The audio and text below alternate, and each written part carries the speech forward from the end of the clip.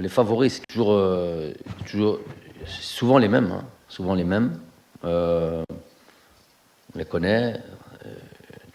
L'Égypte, le Sénégal, le Maroc, Tunisie, Nigeria, Côte d'Ivoire. Côte d'Ivoire, pour moi, gros favori. Joue à domicile, ils ont une grosse équipe cette année.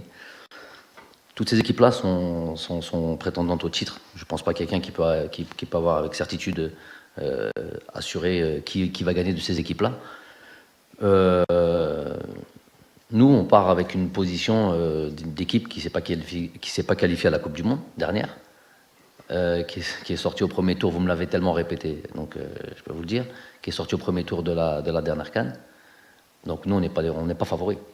Hein. De facto, on n'est pas favoris, puisque nous n'avons pas obtenu tous ces résultats. Ensuite, voilà, dès qu'on rentre dans le tournoi, par exemple, une équipe comme le Burkina Faso, c'est une équipe qui est régulièrement en demi-finale, par exemple. Voilà. Il y a des équipes comme ça, très difficiles. Il y a des équipes comme le Mali, des équipes comme la Guinée, Conakry.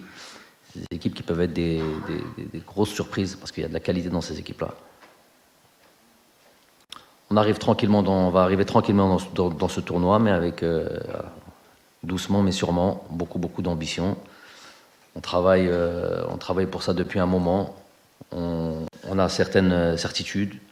Vous avez parlé d'année 2023 sans défaite, comme en 2019, comme en 2020, comme en 2021.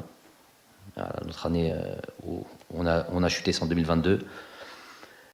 Et en 2023, pareil. Donc, ça veut dire certaines choses. Ça veut dire que cette équipe-là, elle a réagi au moment où on était au plus mal.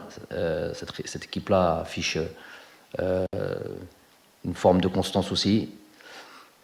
Mais bon, un tournoi, c'est différent. Il faut beaucoup d'éléments favorables pour pouvoir performer.